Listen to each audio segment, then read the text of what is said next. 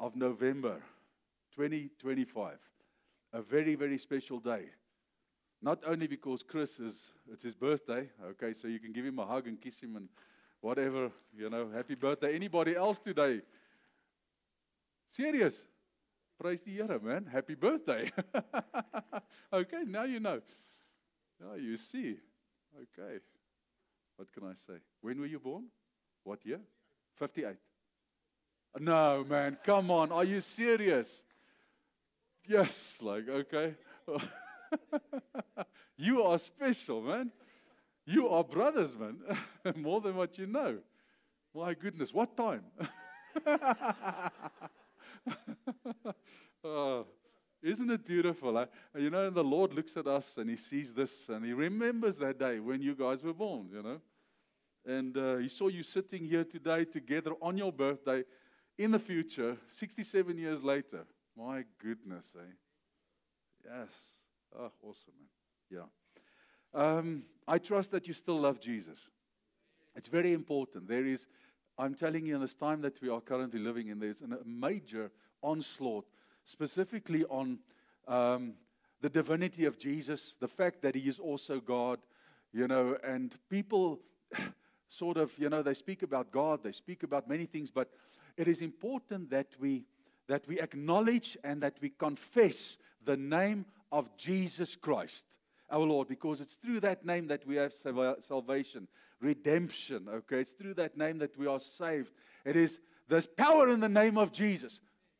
Listen to me. There's no power in the name God. Okay? The Bible says He has a name that is exalted above every other name. In heaven, listen, in heaven, and on earth, and under the earth. So that is why it is so important that we do not neglect that name. It is of essence and utmost importance. Okay, and I'll show you today. I just need to lay a bit of a foundation. I'm not going to go through 1 Peter again. Okay, I've got it in the notes. Every single week give it to you. We send it to you via WhatsApp and so on to keep context of where we are, because there's just so much to share. But I just want to say to you, we're currently busy with the 7 elements or 7 virtues of holiness, according to what Peter said is important for us as children of God, that'll help us to overcome this world and its system if we keep by these elements of holiness or virtues. And also, it would help us to be partakers and to understand what it is to be a partaker of the divine nature of Jesus Christ. Now, that is a mouthful, okay? And then he also says, if we keep to these elements of holiness, if we keep to these specific virtues, okay, the Lord will supply for us a gate, literally, an open door of abundance into everlasting life. Okay, so we all know that Peter came to the end of his life and he was about to be crucified upside down. He knew that. He knew the way that he was going to die. And through this word specifically, he actually came and he gave us a bit of a synopsis of what? He compacted what is very important for us to live by. And he made that statement to say, listen, may this word which I speak to you echo into generations coming for the church. Because this word is for the church. It's for people, children of God. Okay? So this word, you must know, is of utmost importance. And we are actually reaching, although we are not finished, because next week we will finish off with the last 2 virtues, which is brotherly kindness and love. Okay? And that is so wonderful how the Lord always ends everything off with the word love. Okay? Because that is who He is. Okay? Is divine love. But this morning we are going to look at the mystery of godliness. Now, people, I just want to say to you, and I trust that, and that's why I prayed for the Spirit of God of understanding, because the Lord Jesus, the example that He gave us concerning understanding the Word of God. Many people, whilst he was walking on the earth, okay, ministering and so forth, did not really understand. Even the scribes and the Pharisees, who were supposed to be so religious, who knew the Torah, who knew the word of that day, okay, could not understand what Jesus was saying. You know why? Because it was a mystery. And at one stage, Jesus' disciples even came to him and said to him, Lord, but why do you speak these parables? And why do you always speak in these mysteries? Just say it straight out, straight out. And he said to them, no, I need to do this, okay? Because he was actually, first and foremost, actually ministering to his disciples. Because they were the ones which he was planning ahead, okay? You know, and they were the reason why we are here today. Not the people who listened those days, okay? But actually the disciples. So they were his first line of ministry. First line was the disciples that walked with him because they needed to take the gospel and the word of God into the world, okay? So I need you to understand something very importantly before we start. Now I'm going to actually jump forward, but I'm going to get back again, okay? A very important thing which we must understand, okay, is that the disciples of Jesus Christ walked on this earth with him, and they knew him as the perfect man, 100% man, but also 100% God. They could not truly understand whilst they were walking this planet, truly understand the fullness of who Jesus Christ is and what he came to do on earth. Even, you know, when they walked with him, they could not understand. They thought still he was going to raise up this army and this kingdom, you know, and overthrow the Romans, etc., etc. And he battled to explain to them, you know, listen, this is not going to be the war that you think. It's not going to be a physical thing. You know, the war that I'm going to fight will be fought until the end of time. Okay, it won't be a war now against the Romans. But the war that we will fight will be a spiritual war. And he came to overcome spiritual darkness, okay, on our behalf. And he came to save us and to explain to us, you know, as human beings, you know, what is the kingdom of God? What is it all about? And where are we going to? Okay, because at that stage there was little said about the kingdom of heaven. People didn't really know, you know, what it is, okay? And that is what Jesus came also to explain to his children. Now, the disciples of those days, you must remember, after Jesus Christ left this earth and he was raised from the dead, just like anybody else on the planet at that stage, for the disciples, the coming of the Holy Spirit and the infilling of Christ Jesus, listen, because the infilling of the Holy Spirit in us is Christ coming to live in us. Okay? For the Holy Spirit is the Spirit of Christ. And this morning you must open your ears because you are going to receive so many golden nuggets.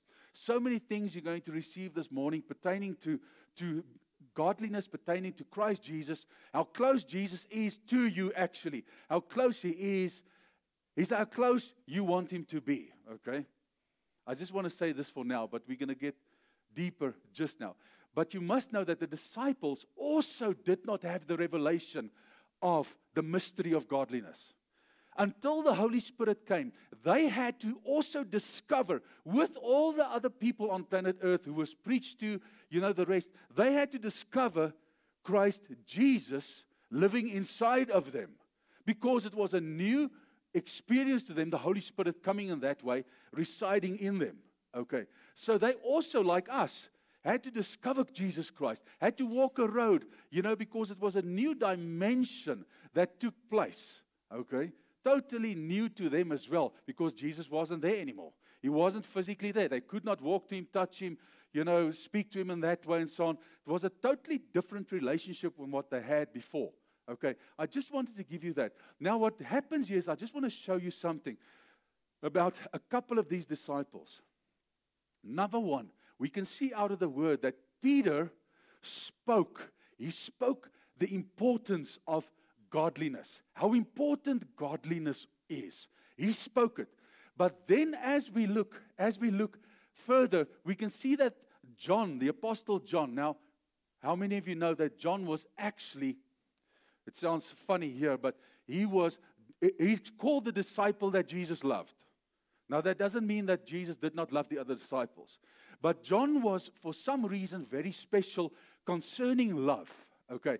Because it seems like John's character, okay, was a character of natural passion, natural tenderness, natural intimacy. He was a deep man. He was a man with a heart, okay? And there was a depth inside of him that Jesus Christ, who created him actually, okay, knew.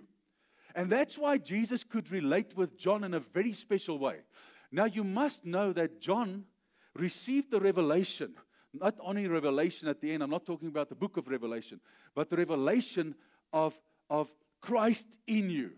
And the fact that God, Jesus is in the Father, and the Father in Jesus, and they in us.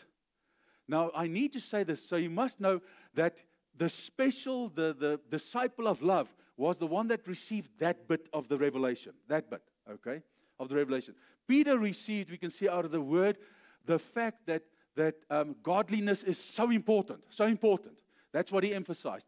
John emphasized the fact, okay, that God is in Jesus, the Father is in Jesus, Jesus in the Father, and they live in us, okay? So that is John's part. Now, very special, Paul. He received, okay, the revelation pertaining to the mystery of godliness. Now we're taking it a bit further. Now we're talking something which is very practical for us today. Okay? And that is a revelation that we can see out of the Word. If you look at all the places where, all the scriptures which we will look at this morning concerning that, okay, which was given to Paul for a specific reason. Okay? And that is how the Lord Jesus, how the Father through the Holy Spirit gave parts of this mystery, okay? The importance of it, the intimacy of it, and, you know, how it manifests. And Paul came actually with a manifestation part.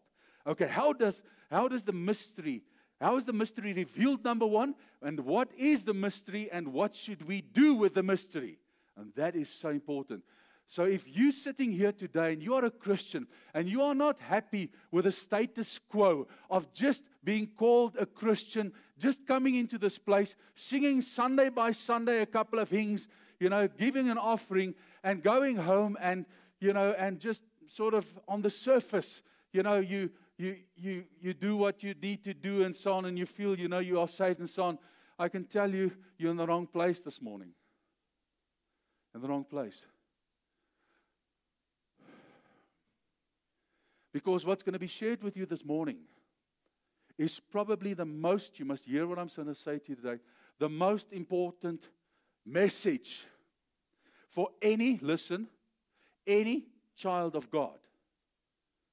The gospel message is the most important message for those who are not saved to hear when they are not saved. But for a Christian child of God, the most important message to be shared on this earth ever is the mystery of godliness which is revealed. Because, can I tell you why? It is only given unto the saints. And I'm going to show it out of the word for you today. Let's start preaching. Are you ready? Gaan ons gaan? Okay. Maybe I must just say this. I need to say this as well. I believe, if you go and have a look at what happened to Paul, the Bible says, you know, here in 2 Corinthians 12, Paul experiences something, not by his will, not by his will. He experiences something that God allows him, listen, to experience. Okay? He wakes up one day, and all of a sudden, in his everyday work and whatever he is busy with, he is caught up into the third heaven. But he does not see, you know, sort of just whilst praying this bit of a vision which is blurry and, you know, he's seeing in part and so forth. No. He's literally, listen. Now, for you who have had anything to do with the occult, anything to do with Satanism, knowing something about the fact that your spirit can leave your body and you can go to another place. It happened in the Bible as well to one or two people who was transported from one place to another physically.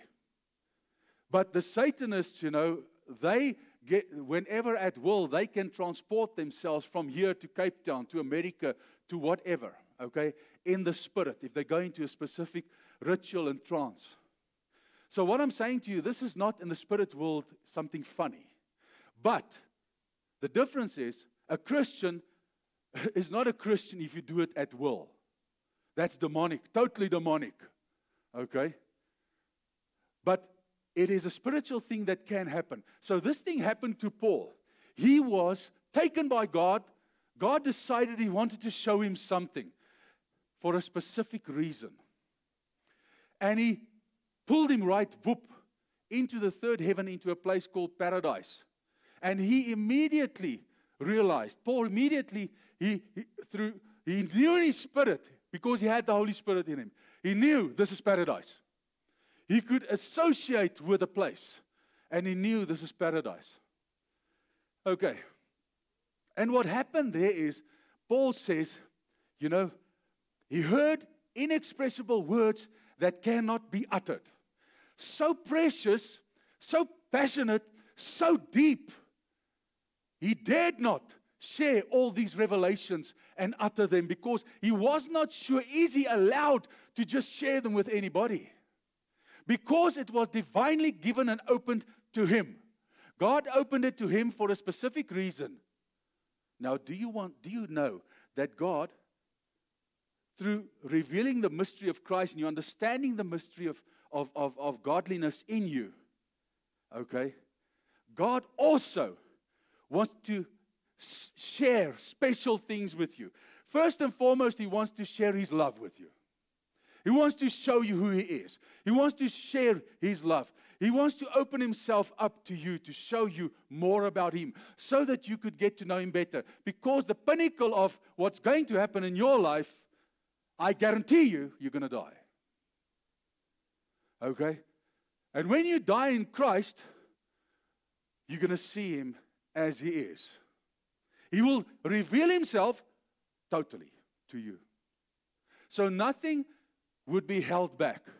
But for us, His children here on earth, He wants to reveal Himself to a certain extent so that you can move in His power, listen, to be able to stand here through having this major conviction of who He is, that you cannot be moved on earth whilst you are here, so that you cannot backslide, so that you cannot fall away, because He does not want to lose you to Satan. That's the fact of the matter. So that is why Christ reveals Himself to you. That is why He revealed Himself to Paul as well.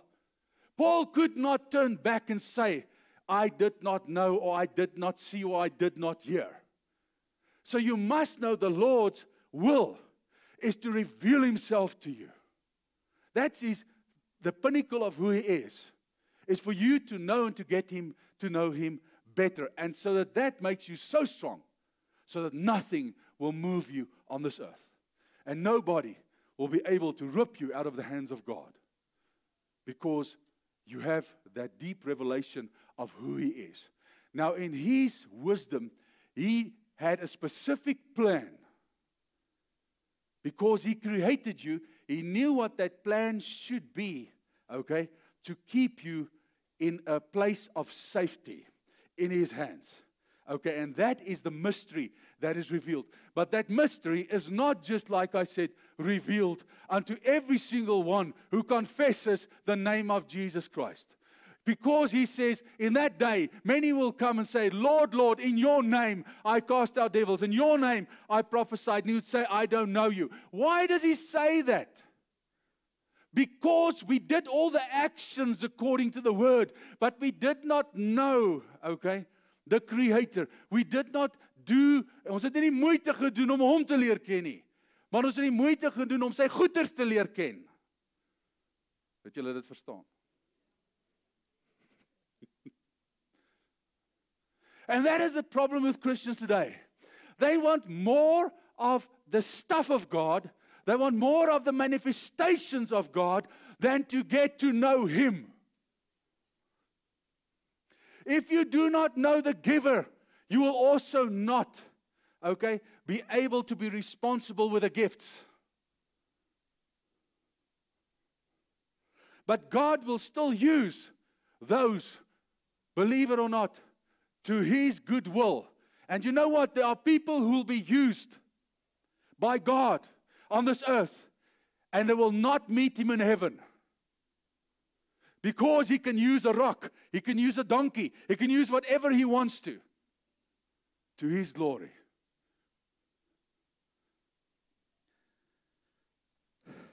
Did you get that intro? You're right. Okay, let's look at the biblical context quickly of what does godliness mean? It's very easy, very short. Okay. The word godliness in the biblical context means to be godly or to be godlike. Now listen, it sounds so short and so sweet. Okay? But to be godlike, and you must know, you've been created in what? His and in His likeness. Okay? So you've actually been created to think like God and to look like God. That is what it actually means in short, okay? Is to think and to look like Him. Now, the wonderful part, Satan could not change the look like Him, okay? But the think like Him, all right, through sin was marred, okay? And that is why, where does thoughts originate? Where? Do you see the thoughts here? Do you see them in the air? Where are they? Inside of you. So the reparations and the restoration is supposed to happen where? Here. Or where? Inside of you. That is why Christ in you is the solution. But Christ in you cannot be in you without manifesting through you. Okay, I'm not going to even say more. You can go and read that because I want to get to the meat. Right. Number one, we must realize mystery of godliness revealed. God's plan made known.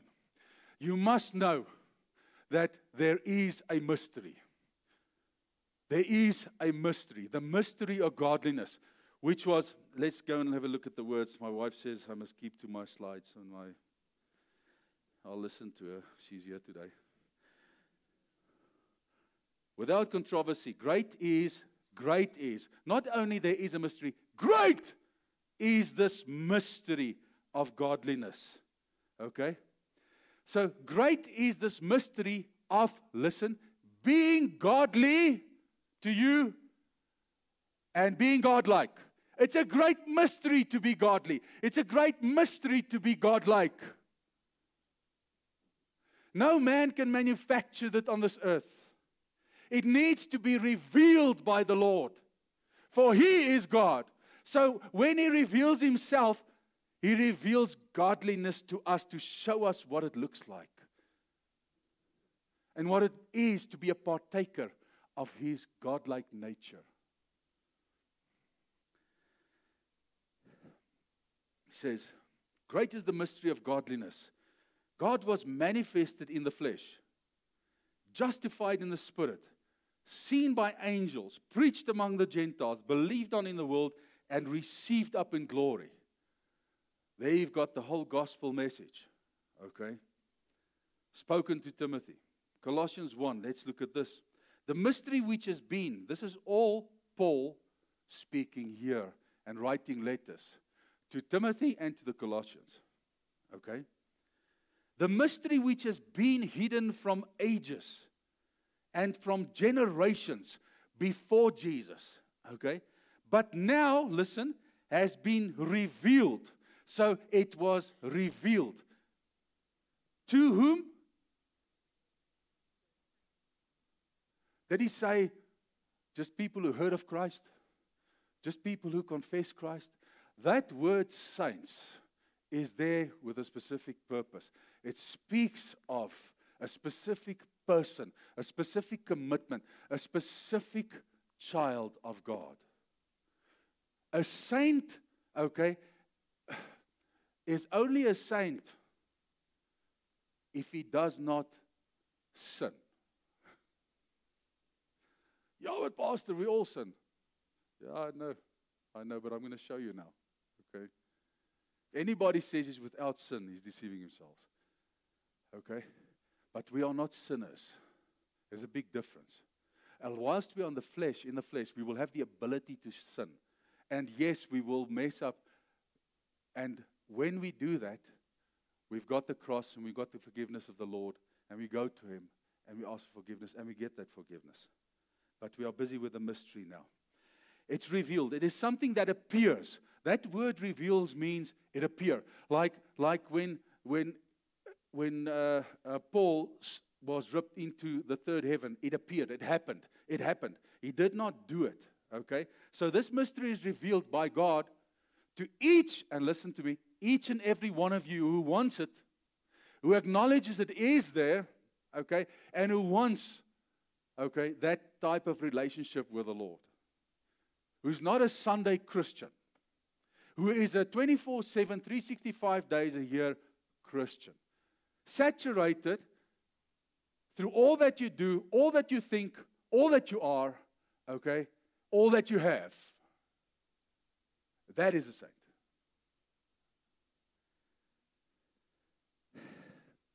To them, he says in verse 27, God willed. Do you see? It's God's will to reveal the mystery. Okay? Very important we understand that. And I will show you, and as we go along, because I ask myself, Lord, fine, what is my part in it? What must I do? Okay? Do you want to hear that? Okay, me too. Then God willed to make known. So something that was not known, He willed to make it known. Okay? What are the riches? Listen to this. Riches. Now we just read over these words. Riches, of the glory of the mystery. Listen. There are riches and glory connected to this mystery that He wants to reveal unto you. And He says, among the Gentiles, and then He says, what is this mystery? What is this mystery? Tell us, Lord, what is this mystery? Then Paul says, in short, that mystery is Christ in you. The mystery of godliness equals Christ in you.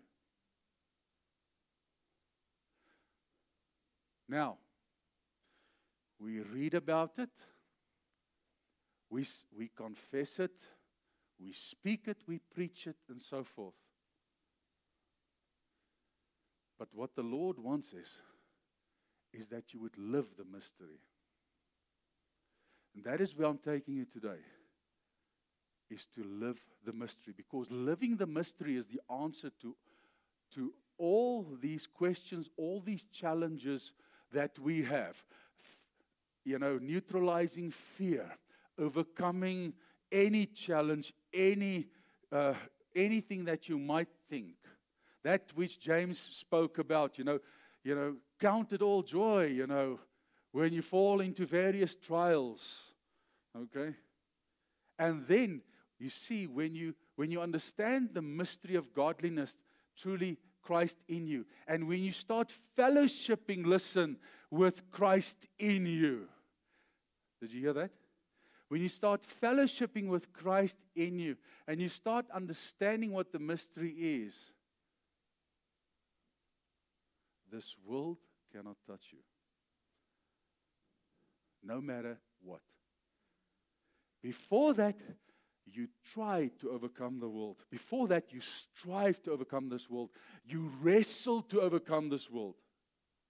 When you understand the mystery, with all due respect, it is a breeze. It is a joy.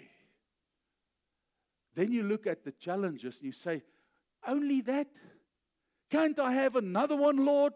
Because I want to get to know you better.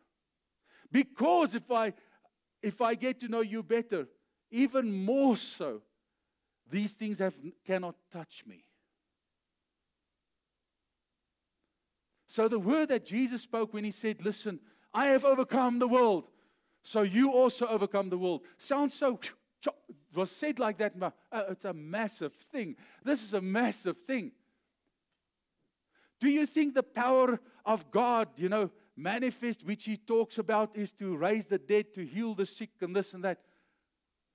If Jesus only came to do miracles on planet Earth, no. Those things He just did to get the attention of certain people and to show He is God. Okay?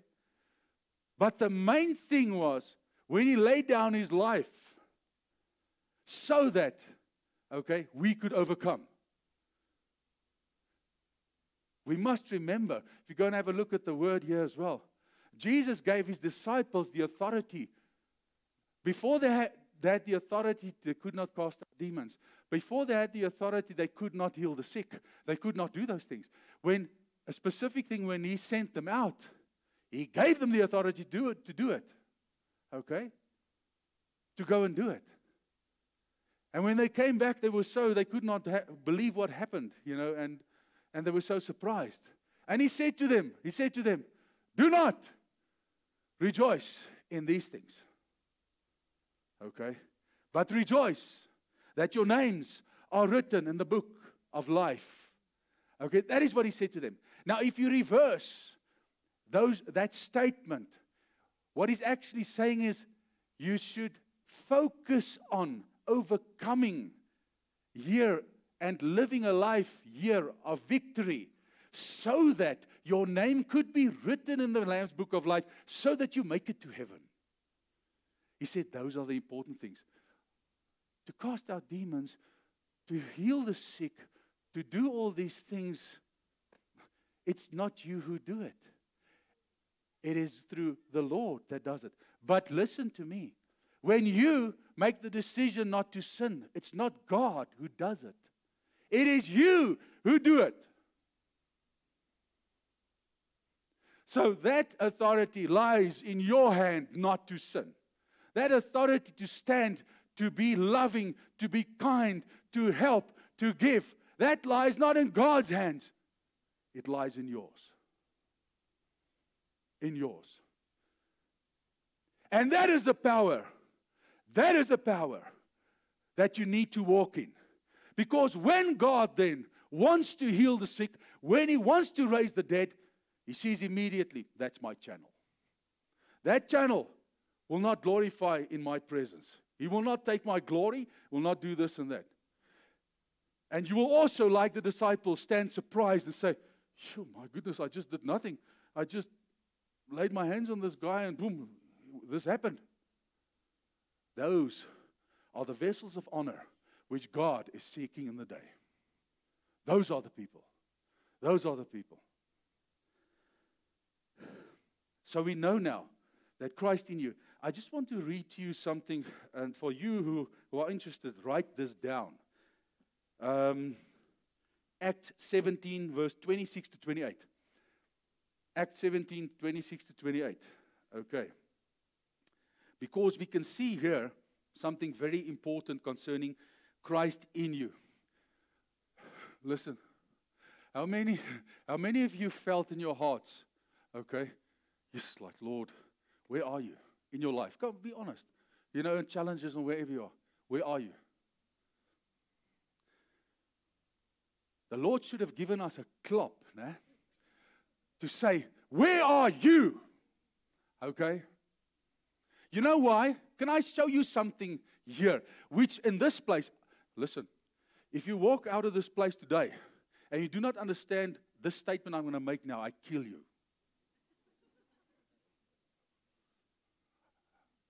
Okay? Listen to this now. Early in Acts, Acts 17:26. And He, which is God, has made from one blood every nation of men to dwell on the face of the earth, and has determined their pre-appointed times and their boundaries and their dwellings. Listen, not only their pre-appointed times, listen, their boundaries and their dwellings. Where you are, where you live, is not coincidence. Okay? So that they should seek the Lord in the hope that they might grope him. Grope, what does grope mean? If you play rugby and you just think you're playing touchies, you're going to lose 500-0. Okay? In the real world. Rugby is not touchies. Okay? If you do not grab a guy and you take him down, okay, he's going to run past you. That is groping. Okay? He says, so that they should seek the Lord in the hope that they might grope him and find him, though, listen to this, he is not far from each one of you. Already here early in Acts, he says, listen, boys, you don't understand something. You see me, and you've got this perception of me being trillions of light years away, sitting in heaven, okay, there. What you don't understand, I'm omnipresent, number one. I can be in heaven, on Saturn, on Mars, on the moon, on here, in Alberton, in Sweep Life Church, and, listen to me, in you at once. And what he wants to show you today is when you call upon him, please do not call to heaven, because heaven is trillions of light years away. Not that that makes a difference. He wants to show you something. His main purpose was for you, for every nation, he says, every nation, everybody he created on earth, to grope him, to grab him, to find him, and then he says, listen, I'm not far from you. Okay? But you need to. Donkey. Let me go back. I need to finish that scripture. I can't just leave you in the air. He says in verse 28, he says, for in him, listen, the same context. For in him we live and more and move and have our being. He says, I'm not far from you. Then he says, in you. That is where I am. In you. Okay? I live, listen, okay? And I have my being. Okay? As also some of your own poets have said, for we are also offspring of God. What he's trying to say to us here is, listen, you must discover me in you. You must understand that I'm not far from you. Okay, you think I'm far because that is your fleshly thoughts. I need to reveal to you what that mystery is, which was hidden for thousands of years, but when I came, Jesus Christ came, okay, this mystery will be revealed unto you. But to whom it will be revealed? To those who love me. I'm going to take you to that scripture now. So we're taking the saints a bit further now. To those who love me. And those who love me are those who keep my commands. Those who do as I say. Not those who confess me. Those who do as I say. Because faith without works is dead. And faith is confession, okay? But you need to work it. Are you still here?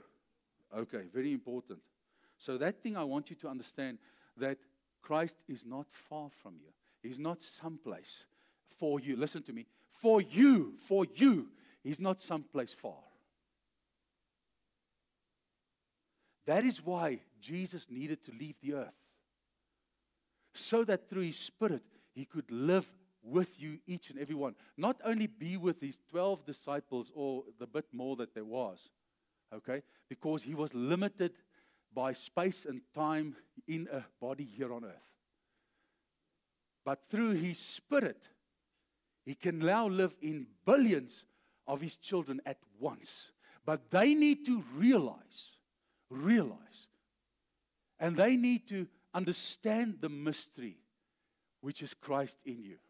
Now, I believe currently we know that there is a mystery, And we know that Paul said that this mystery is supposed to be revealed. Okay. So that is something for the children of God, not only the children of God, but those who care. You know, you get children in a house. They are children, but they don't care. They don't care, you know, if they drag their parents' name through the mud through doing stupid things. Okay? They don't care to hurt their parents.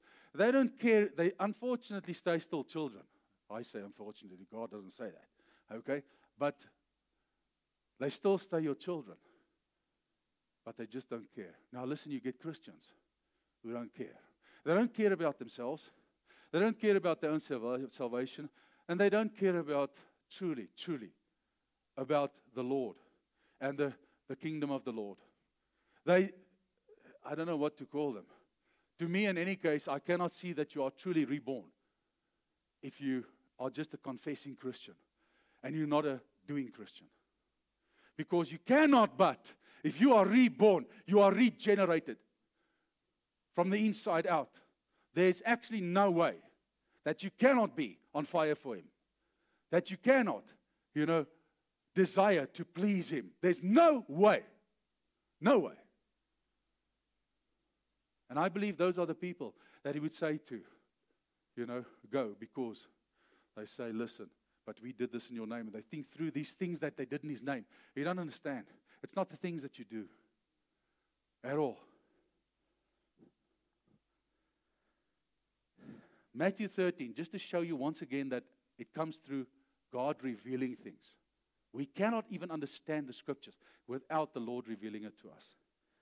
Jesus' disciples, His followers, asked Him, why do you use parables when you talk to people? He replied, you are permitted, okay, to understand, okay, the secrets of the kingdom of heaven.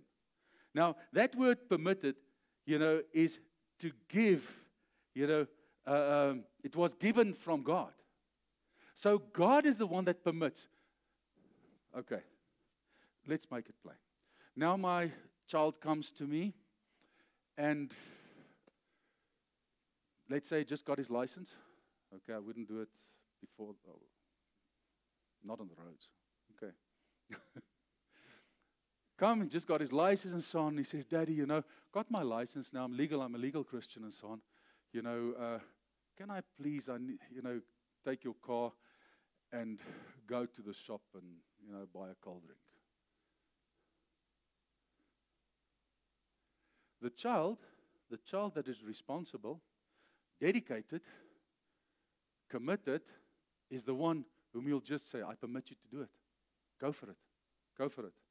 But the one that is a rebel, the one who's conniving, which you know is going to get into your car, just drive slowly around the corner, put it in first gear, spin it away, okay, snap change into second gear, for those of you who remember that, okay, all right, do a handbrake turn going down the street, okay, you know, and racing to the shop. Would you permit that? I'm asking you. Why not? It's common sense. Why not? Because it's not a pleasing child. Because it's not a child that is responsible, committed. It's not a child that you can, what? Trust. Aha, baie dankie. Trust. The word trust. Trust comes through, how many of you were in the genuine faith sermon? It comes through genuine faith. Genuine faith equals trust. It is trust. You get Mickey Mouse faith, and you get genuine faith. You get no faith, you get little faith. You remember that? Then you get genuine faith. Very important. Because genuine faith forms the foundation of what we are busy with. You cannot even move on to think that God will reveal the mystery of godliness of Christ in you and go further without that first step of wanting to believe and trust Him genuinely. And for those of you who might not have been in that sermon, it was 3 weeks ago. Get it. Get it. It is necessary. It is life-changing. Okay, you're still here. You still want to sit? Okay. So we can see that God is the one who permits us to understand. And He only permits those children, okay, who really are not connivers.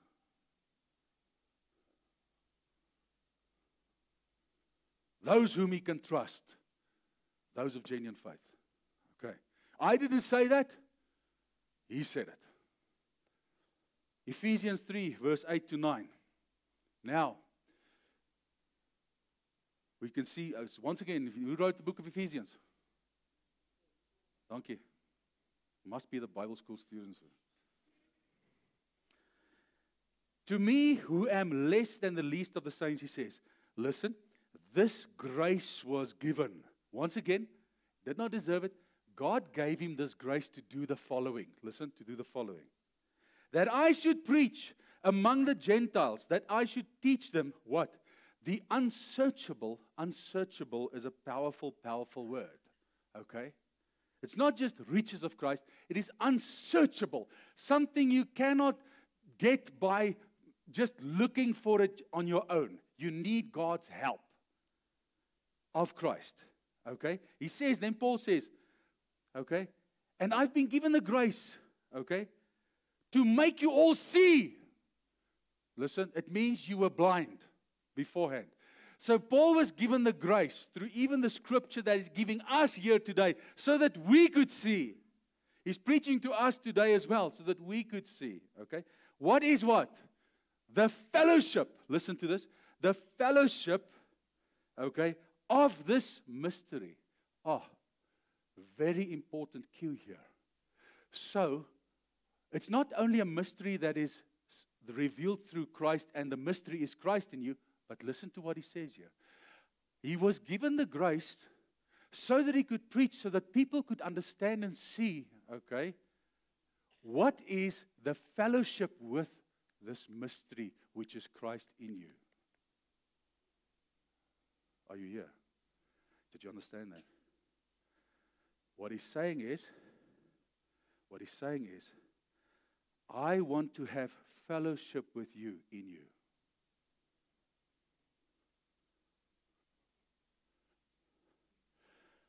He says, Herbie, it's not good enough just to say, I heard or I read or I was taught in Bible school that, listen, Christ lives in me. He says, I want to take you to a place, Herbie, whereby you're going to wake up one morning and you will just experience you're not alone. You will experience, but my goodness, is he so close? And that makes you so strong, Herbie. You're untouchable. Untouchable. Okay? That is what he wants for you, Herbie. That is what he wants for each one of his children. But he cannot give his intimate self and reveal that to you. Number one, if you don't want it, don't acknowledge it, and if you're just going to squander it. Then you will always rise and fall, battle, always.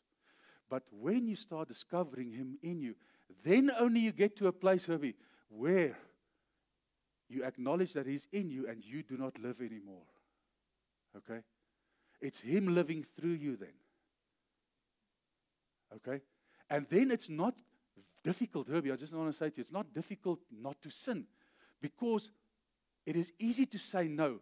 Because you have met up with him in you, you're fellowshipping, you are communing. That word fellowship and communion means to come into union with, to be joined with, to partner with. Now, do you understand what Peter said? This takes us to places where we are partakers of his godly nature.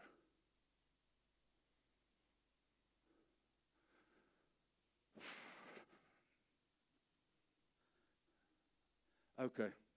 He says, so Paul says, I was given the grace so that I can preach to you so that you could see these things.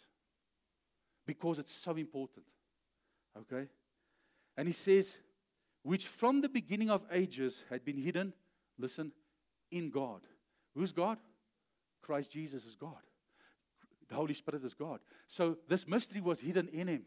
So the mystery which is Christ in you, was hidden in him from the beginning. And now he wants to reveal, he is the mystery.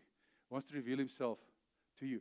The cross, okay, the cross is the first opening of the veil. So you peek through that window and you see light. And you are drawn to the light, okay, and you enter only the light. But from there, it is not,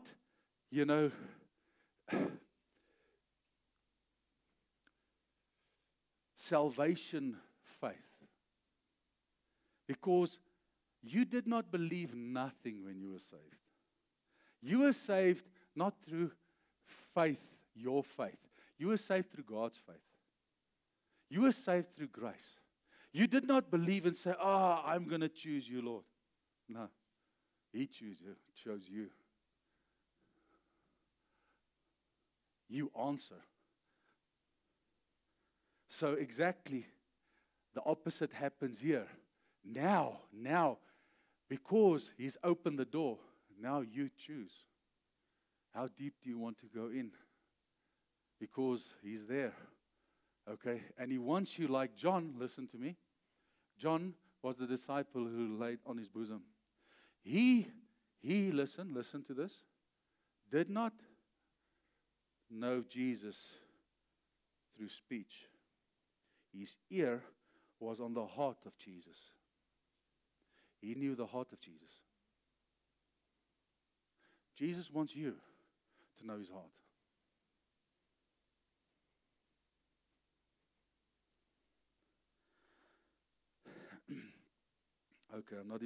I'm just going to make that last statement there. When a person trusts the Lord Jesus, he immediately becomes a spiritual billionaire in that sense. The riches in Christ, okay? He possesses inexhaustible treasures. The Lord wants you. A treasure is sought and found. Treasures, I don't know about you, doesn't fall from the air. Okay? Usually there was a ship that sunk deep in the sea, and that stuff was hidden. Now you see how actually ships that are actually hundreds of years old with gold and treasures and stuff get sought through technology, okay? People dive these things out of the seas, where these ships went under and whatever, and they find those treasures, okay? And it's not easy to get them, okay? And then when the treasure is found, unfortunately, the guy who finds the treasure, does not keep it. He cannot keep it because, this world is separated in certain zones and so on. And if that falls in the South African context, where our maritime lines in the sea lies, sorry, it belongs to President Cyril. Not you. So you can just take the glory for the history books, Chris, you found that treasure, Wow. Okay. But Cyril spends it. I'm just joking, all right? Okay. Galatians 2:20. Let's look at this fellowship with a mystery. Very important. This is what God wants for you. He wants you to fellowship with Jesus. And he wants you to know that he is so close to you. How close do you want him to be? Who's the person you are closest to in your life? That is not close. That person needs to come and live in you. Then it's as close as Jesus. Nobody can do that. That's how close he is to you. The difference is, if you do not believe his word, faith without works, okay, you will not experience him. If you do not start believing, he is in you. And he's not that far. Lord, do you hear me? No. When I just got saved, I'll never forget. We were praying in a little church there in Bracken Downs. And the church was in between a couple of houses. And 5 o'clock in the morning, me and a friend, we went praying. Yes, and we were calling on the Lord. Praying and shouting and calling and this and that. And one day, we Heard this banging on the church door, 6 o'clock, 5 o'clock in the morning. Yes, we wonder what's going on, Open the door, and here the neighbor standing. He says, why are you shouting like that? We can't sleep. He said, well, sorry, man, we pray a bit loud and so on. And he said the following, he said, do you think God is deaf? Do you think He can't hear you? And we were very offended. Okay, I mean, I was saved for a couple of months, and I thought, this bloody heathen, okay, God knows today, he's probably laughing about it, Can I tell you something? You know why I shouted? Can I tell you something? Why it was necessary? Because I believe it was led by the Holy Spirit, okay, as well. Praying aloud, loud, and calling and begging and whatever, loud, to minimize the world's voices in me. Because by focusing and literally overpowering, naturally, physically overpowering, okay, my flesh came into subjection. So if I had to at that stage, be quiet and still before the Lord, I would have dreamed of, Mauritius and, I would have wasted my time there. I would not have meditated on the Lord. I would have meditated on Mauritius and Seychelles and a Ferrari and, isn't it true? It's true. Because it is an art, listen to me, it is an art to be still and know that He's God. And can I tell you one thing? When you start doing that, you must know that you are growing into an adult. Okay?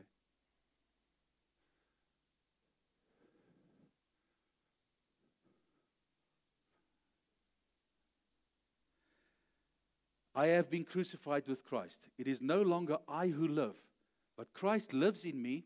And he says, the life which I now live in the flesh, I live by. That faith is genuine faith.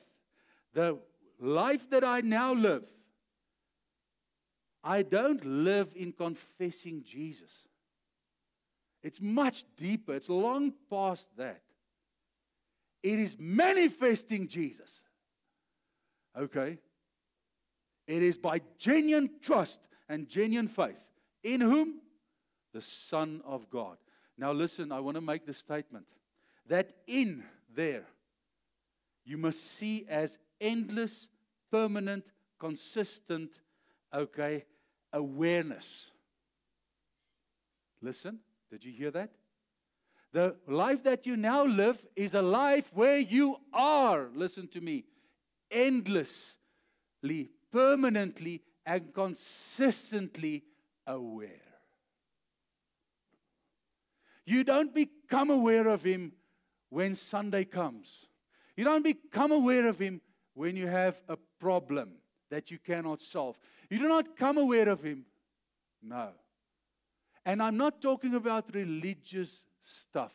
I'm not talking about, I'm past praying. I'm past fasting.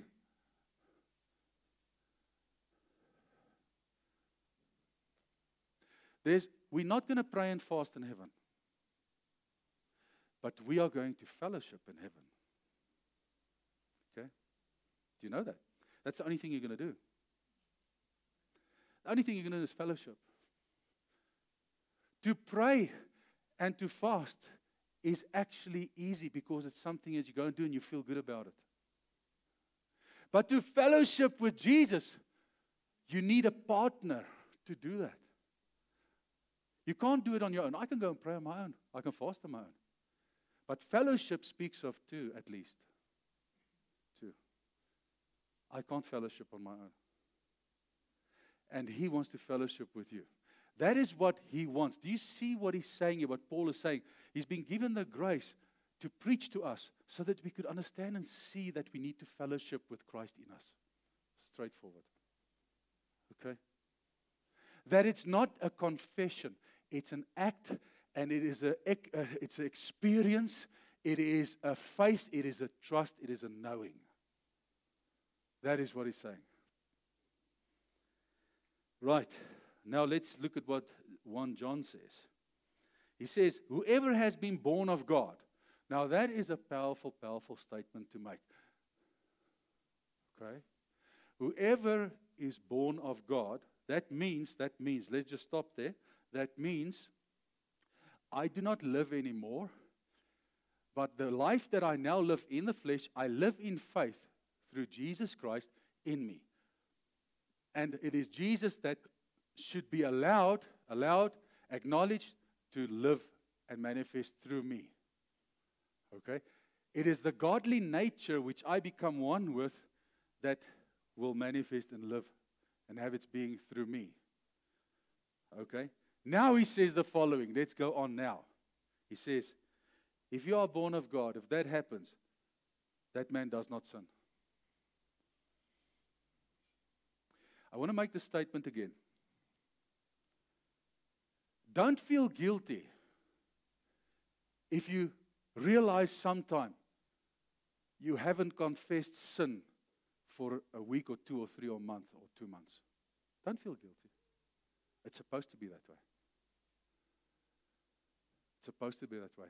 If you are reborn, okay, and you allow the Holy Spirit to convict you of what? And sin, righteousness, and judgment. That's our responsibility. Believe me, the Holy Spirit will convict you when you sin. So do you see where I'm getting to?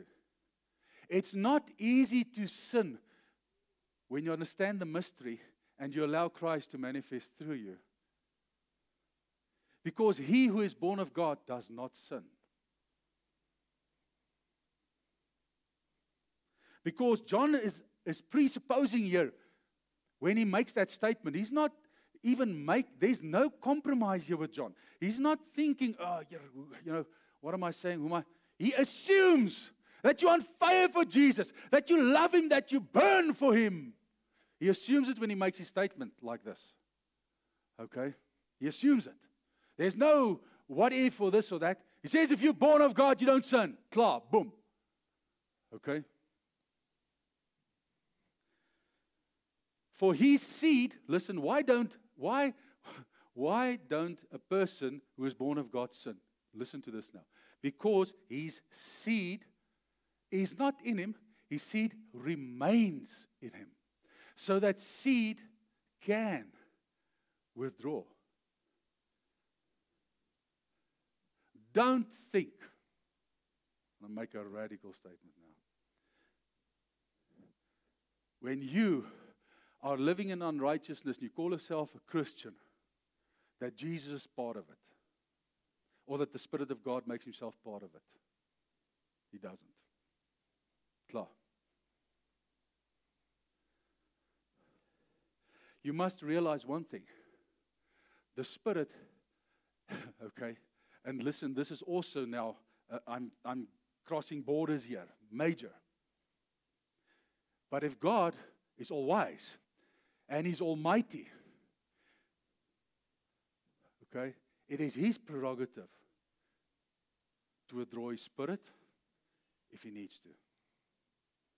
There's no scripture that says, he made us a promise, okay, that no matter what you do, his Spirit will stay inside of you and live inside of you. You can whore around, you can drink, you can be drunk, you can speak like a sailor man, you can do whatever you want to, and no. And, you must just duck and dive, no. Don't think the God that we serve, the holy God that we serve, he's holy. Don't forget that. Okay. That's why he says we need to test ourselves. And we're getting to that again. Remember that scripture? We need to test whether we are in genuine faith. Very important. You need to test yourself. Okay, then he says, for his seed is in you and he cannot sin because he has been born of God. In this, the children of God and the children of the devil are manifest. Whoever does not, listen, what does he say? Practice. It means to commit, to continue, to abide in, okay, righteousness.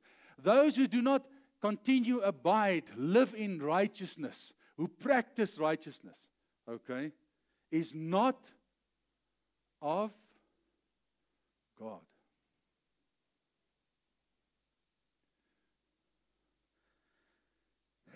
Nor is he who does not love his brother. You are not sinless, but will not sin as long as you walk according to righteousness. Do you see that? Doesn't mean you'll never ever make a mistake again. You'll never ever. No. It just means you have the ability. Okay? When I just got saved, yes, like I'm telling you, every single day I was repenting. Although all my sins was washed, I still had thoughts. I still had things. And, I still got angry. I still, certain things a year, and I was, forgive me, Lord, please forgive me. I'm not, and I fought not to do it again. Today, I just don't do those things anymore. Why? Because I have grown in faith. You know what? If I did not love the Lord, did not seek Him constantly, did not knock on the door all the time, okay, and build my relationship with Him, I would not have been in a place today where I have overcome certain things, overcome myself, overcome my flesh. And yes, until I die, there will always be something left, okay, because you are still in this body. But at least it's not close to what it was. Ask my wife.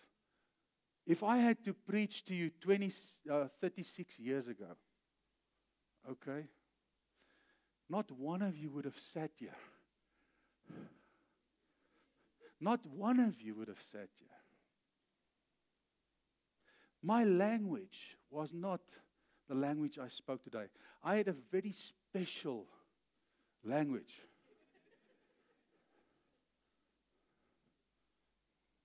And Charlie? And if I say it was not of this world, every second word, not even now and then, my manner of speech, the sea could not wash me. It was like every second word was that bomb. Everyone. And then, not even, I was not thinking about the rest even. But that was the way I was. Ask my wife the day I got saved. Okay? That's one thing. Hey, Celeste? You will not believe. I think that's the first thing the Lord did was He got some acid when I was on that floor repenting. And He said, open your mouth. And He washed my mouth clean. Because when I went home, ask her, I didn't swear again. I didn't try not to swear. I just could not swear. Okay. And she knows. I mean, even if I had to say to her good night, I would say, good night. So it was not with intent. It was present continuous tense. It was just there, So God helped me, and He did. Okay, why all of this, Pastor? Number one, we realize there is this mystery that is revealed. We know that we as Christians, need to desire it because we want to live closer to Jesus. We want to see more of Him. We want to overcome our circumstances, our world. We want that. Yes, Pastor, we want that. Okay. And we understand you say that Paul says, true, I should fellowship with him. We understand that because it's according to the word. But you should ask, why should I do this? For what purpose? Yes, we know it's the road onto overcoming and be a victor in Christ, etc., etc. We know those things. But it's important to understand a couple of things here. And I'm taking you back to 2 Corinthians 13. Examine yourselves to see if your faith is genuine.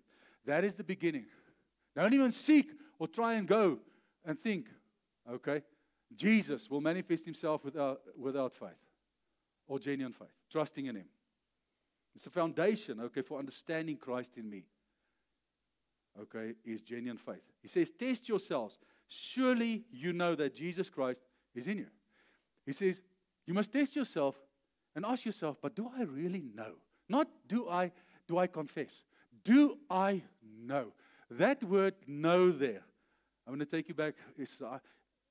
I'm not this Greek and Hebrew scholar, but this word, okay, is very close to my heart. The word gnosko. That's one word I know, okay? Gnosko was a Jewish, or is a Jewish idiom for sexual intimacy. So, you need to, and he wants you to be so close as two people who unite as one. Do you understand why sexual sin is such an issue to God? Because two people become one the way that Jesus and we are supposed to be one. And don't understand me correctly. I've never said we're having sex with Jesus or with the Lord. So I'm just saying that front out. Okay, so that everybody knows on the camera also. Because people can turn around any word. No. It is likened to unity. And that is why it is so serious to God when two people become one through the sexual deed. Because He sees the pinnacle and the intimacy which we need to have with Christ Jesus through that deed.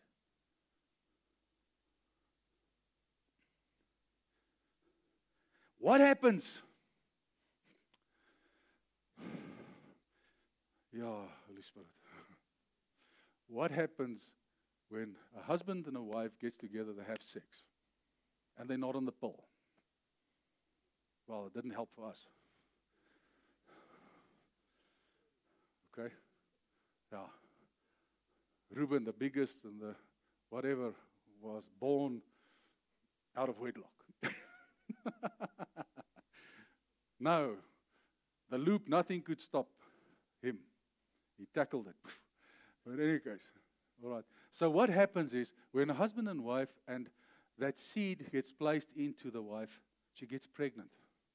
What happens? There is fruit of, there's labor taking place. What happens to you when you and Jesus becomes one? Fruit in your life. Fruit in your life. All the good fruits of who lives inside of you? The Holy Spirit. So the fruit of the Spirit goes, boom, out. Without even trying. You did nothing except unite with Jesus. Okay?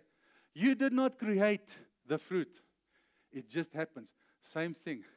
You did not create the child. Okay? Just by that bond, what happened there, the child grows, becomes big, and that's the story. So, can you see how wonderful God, with His creatures and us, His created people work? It is a shadow. Our lives, the way that we work, our families, fatherhood, motherhood, children, etc., generations, everything. It is a godly way. It is God's way. It is who He is. Okay? And that's why it's so wonderful how you can always liken it to and say, but as in a family, as you're as that, okay, you understand better. You're still right. We're not far from finished. We're almost there. Okay. John 14. At that day you will know that I am in my Father and my Father in me and I in you. Okay. So there is a day, and I know it's not in the context here, but I want to use this context. I'm not abusing it. I'm using it to our advantage here and to God's advantage. In that day, in that process of you groping, okay, and wanting to truly know what it is and experience to truly unite with Jesus in you, acknowledging it, having fellowship with Him, not fearing this life, it's not you facing it, it's Jesus in you facing everything, okay? In that day, He says, you will know. You will know. It is not something that I can tell you, oh, Chris, man, hey, I see it. No. Chris, it is through constant seeking Him, loving Him, and so forth, acknowledging Him. And you know what? He starts revealing more and more, and He says, okay, Chris, okay, do you really feel me now?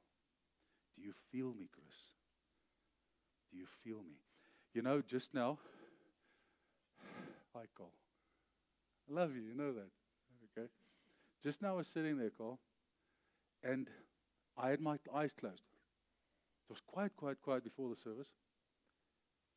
And it's incredible how your senses work.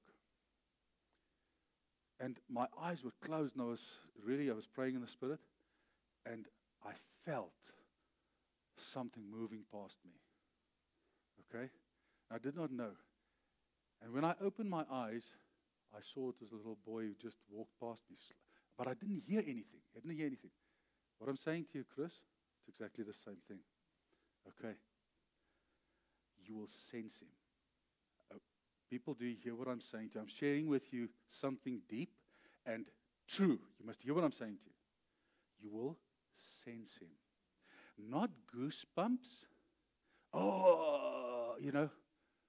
It won't be fleshly and whatever.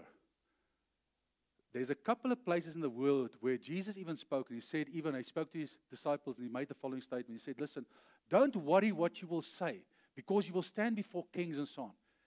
He says, you will just know. It's that know which I'm talking about. So what I'm trying to say to you is, God is currently gracing us, okay, with something very, very special. According to me, the most important word in the Bible, except for salvation and the gospel. Okay, we're talking, that's why I said it in the beginning. Salvation, gospel is it. That's it, the beginning and the end. For a child of God, Christ in you, the mystery revealed, is the beginning and the end. Listen to me. There is no more important word than that. Because from that, everything naturally manifests. The fruits, the everything. Okay? That is what God is gracing you, Sweep Life, family today, with. Is to try and just open up something for you so that, number one, you can make the decision to walk that specific road with Him. Number two, giving you a couple of pointers of what to expect according to His word. Nothing which I said, I did nothing, and I'm nothing. It's just word which He gave. It's Himself that He gave and said, just put this together and so forth, and this is what I want you to share with them. So for those who want to, okay, you will know. Only thing is, can I tell you, it boils down to a very simple but most profound scripture, is the great commandment. If we love the Lord our God with all our heart, all our mind, all our strength, okay, this will automatically manifest in your life sometime. As you grow up, as you mature in Christ, as that relationship becomes so mature, the relationship now is not about, forgive me for saying this, you know, in the beginning when you meet your girlfriend, this, that, the other, preferably your wife, your girlfriend's supposed to become your wife, and after that, I mean, the sexual deed happens like often, okay, often. And that is a bond that is made. And when you get older and older and older, okay, other things start counting more than the sexual deed. You will lay down your lives for one another. It's not about the sexual deed and the feeling anymore. So the same thing with the Lord. It's not about feelings anymore. It's not about goosebumps anymore. It's not about these things. It's about laying your life down. Because you understand what it's all about. You know what it is. It's not I'll kill for you and this and that, and it's all emotion. It's not emotion. Loving Jesus is not emotion. It's a decision.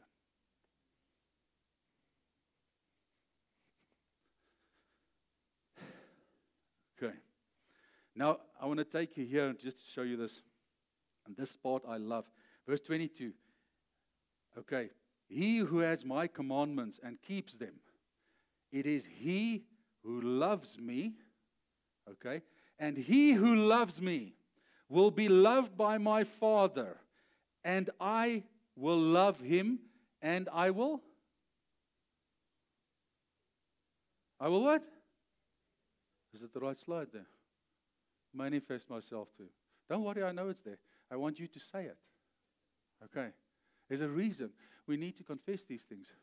Jesus says here, okay, he says that he who keeps my commandments and he who loves me, okay, will be loved by me and my Father, okay, and because of this love that you have for him, he will manifest. The word manifestation means to appear. Okay? That is what manifestation means. So the what's a voorwaarde in Engels? The condition. Condition for Jesus manifesting himself to you as Christ in you is all about keeping his commandments and truly loving him. What else can I say? Isn't this beautiful? This is so beautiful. This word, listen to me, you need to hear 50 times. You need to listen to this word 50 times. 50 times. Okay?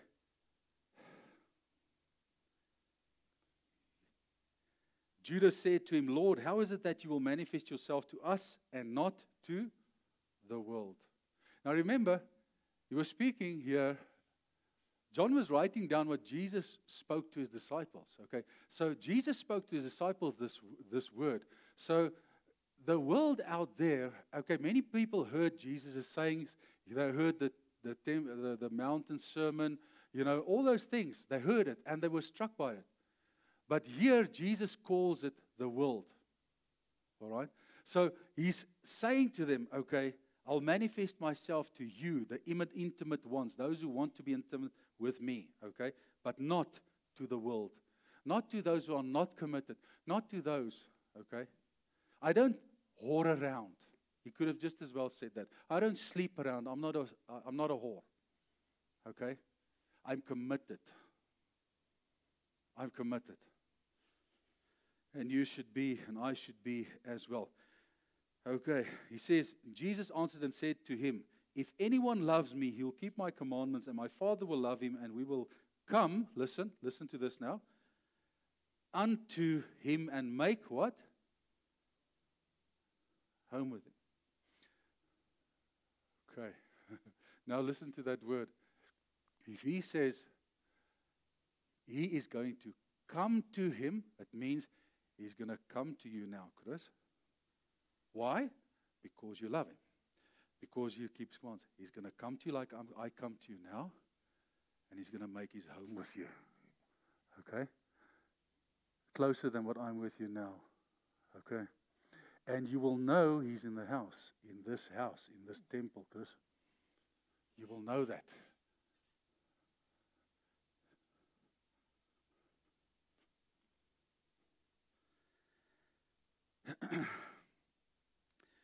On Corinthians, or do you not know that your body is the temple of the Holy Spirit who is in you, whom you have from God, and you are not your own. You are not your own. Everything you do, say, whatever, is not supposed to be you. It's supposed to be you and him. But him taking the lead. Okay? And then he says, for you were bought at a price. Therefore glorify God. Where? He's not talking about being bodily cleansed or clean and so on. In the context of what Paul is speaking here to the Corinthians, he knows what he's talking about. In his heart, okay, he's got the mystery. And while he's preaching this word, it is driven by the mystery, okay, of Christ in him, okay. He says, you are not your own. Remember who's preaching here. It's Paul. Okay? So the man who is revealing or said that the revelation has been given unto him in that way, and he's teaching us all these things, are saying, you are not your own. You should glorify God in you. Not glorify your God in heaven. Glorify God in you. Okay? And in your spirit. Okay? Which are whose? God's. Now, the way that you glorify him is by totally submitting and totally handing yourself over. You can, let me ask you something. If we're in a war and we're busy fighting and so on and whatever, okay, and you just drop your weapon and you walk towards whoever is shooting from your side, you're going to get killed. Isn't it true? But you thought in your heart you are surrendering. Hey, right? You thought you were surrendering because you dropped your weapon. No, the rules of this war is when you raise a flag, a white flag, the enemy knows I should not shoot, the weapons are dropped, and they take me captive. It's exactly what happens when we hand over ourselves to the Lord. You don't just think to yourself, that's it. You do something. You live accordingly. You confess it. He says, hands up, okay, that is it. And my deeds show it because I drop my weapons and I walk and you take me captive. So do you see, it's always got something to do with a deed. Okay? That's why I'm saying to you today, we do not realize how important it is to experience Jesus. And I'm not talking about goosebumps while we're worshiping Him, because your senses are still involved and so on. These things I'm talking about is a process, and it's time, and it's a lifestyle. It is not an event of goosebumps. It is a lifestyle of walking. It's a lifestyle. He's permanently. I feel Him permanently. I don't feel Him on a Sunday when Solly is singing a beautiful song. No. Okay? That is your emotions. And yes, obviously God is also there. I mean, yes. But the bottom line is that which you experience. You need to be as cold as a turkey, a dead one. Okay? As cold as a dead turkey, without feathers. Cold. Okay? And make that decision. I stand with you. Based upon what is inside of you. Not what you feel, the cold. Not what you look like. Okay? And that is why it's a problem why Christians base their relationship with the Lord, or the depth of their relationship with the Lord, according to manifestations, or according to how much they pray, in that sense, or they think they are praying, or how much they do. No. He decides to join with you. Okay. You must always seek Him. There is not a moment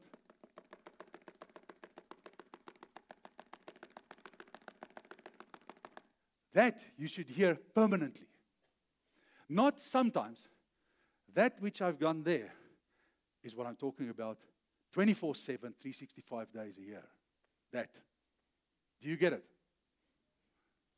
Okay. My notes have just disappeared. Luckily, I'm clever. I'm getting older, so I'm numbering the pages. So I was on my page 5. There's another 5 left. Joking. We finished, and I just want to make this statement quickly. Okay. So, that word, to glorify God there, actually, okay? I went to see and to look into the original text as well. It means to acknowledge and honor Him. So do you see you need to acknowledge and honor Christ in you? Not acknowledge and honor Christ in heaven. I know that it sounds above you. That's why I say you need to experience it. And the way I can just help you to say, okay, the way that you start experiencing this is through these scriptures, this word that God is showing, and the fact that you keep on seeking Him. You'll close your eyes and you will sense Him in you, through you, whatever. Okay? For you to see in the Spirit, you need to be naturally blind. Take that word. For we do not walk by, but we walk by faith is spiritual eyes. Okay. Let's go to the last. I'm just going to read this to you. What I tried to do, people, I really tried. I tried to go and write down what I preached here in a language that I hope will make a bit of sense. Okay, this is why I gave you this. Okay. If you say to me today, Pastor Andre, write down something for us, how we could, or what we should go and do now. Okay, that's what I want to say to you. This is what you should go and do. Confess, declare, and believe that He dwells in you. Daily thank Him for leading you. This becomes genuine faith. That is a process according to the Word, according to Peter here as well. That's a process. Okay? So you're giving faith with works. And this thing raises your convictions of this truth, and most holy faith in you rises up. The most holy faith which Jude speaks about by praying in the Spirit rises up. Your confession become a reality. That's a different thing. Your confession is not a confession, it becomes a reality now, okay, of Christ leading you and you walking with Him, okay? Through experiencing His guidance and through you, you start to fellowship with Him in you. You experience Him taking control, leading you into His truth. You start experiencing, but listen, I can feel it's not me, it's the Lord, okay? Because of your faith and personal experience of Him now working in and through you, you start experiencing the manifestation. Listen, and we're getting to that. Not this year, but next year. The promises, the beautiful promises which Peter's actually speaking about here, okay? And divine nature in and through you. This is the mystery being revealed unto you, okay? Which can only happen through seeking Him in you, okay? The focus is inward, it is not outward, to some space and place where you don't even know, okay? The focus is inwards, believing He is in you, and you don't live anymore is like a key that unlocks the mystery of His will. The fact that you don't live anymore unlocks the mystery of His will and His promises. And then there's examples of Matthew, which I just put it in Matthew, Philippians, and John. And that is what, I wanted to share to you today, or with you. And there's only one way, and that is to go and do. That's it. Nobody can do it for you. Nobody can seek the Lord for you. And I'm not only talking about seeking. Listen, just to every day get up and just to have a beautiful day and this and that, and yes, Jesus is King and so on. That is only the beginning. If you do not build your relationship with intent, when I take my wife out for what, there's different things that you do. You can either take her out for a good meal, a dinner someplace and whatever, or you can take her away for a weekend, or you can take her away to Mauritius for a week, okay? It depends, listen, on what the occasion might be, okay? And obviously the funds. But all I'm saying to you is, okay, it's for you to decide. Okay, let's just pray. Father, thank you, Lord, as you have spoken to Paul and you allowed him to see certain things and to experience certain things. And Lord, so he can mention many people, ordinary people, Lord, who had awesome experiences with you in the Bible times, Lord, in our time, through the ages. Lord, your disciples, the fact is, even your disciples who walked this earth with you had to discover Christ in them after Pentecost, because it was not there beforehand. And therefore, Lord, I thank you that each and every one of us, as we understand, have to work out our salvation in fear and trembling before the Lord. Lord, and that word fear and trembling means to take it seriously, not just comme ci, comme ça, whatever will happen will be, and but focused, seeking you, Lord. Not hitting and beating around in the air like Paul says, but striking straight through, hitting the target, Lord. And the only way you can do that is if you know what the target is. And therefore, Lord, we know our target is for Christ Jesus, Lord, the hope of glory, to be revealed in and through us. Through the fact that we believe you, through the fact that we trust you, through the fact that we seek you. And that closeness, Lord, and that passion for you, and that intimacy, oh God, I pray that each and every one of us here, oh God, would rise up into that power. That is resurrection power. That is the power of your faith. Lord, where we do not live anymore, but you live through us. So, Lord, it's not my faith anymore. It is your faith in me. Lord, it is not my thoughts anymore, but it's your thoughts in me. Lord, the only way we can do that is by handing ourselves over, by coming and saying, Lord, yes, here I am. And by confessing it, by Lord, coming into a place and space whereby we literally, day by day, like I did, Lord, in the beginning, I cried out to you for months, oh God, because there were so many voices speaking in my ears, and I need to silence those voices by actually just overriding them in that specific way. And exactly the same thing here. We need to override doubt.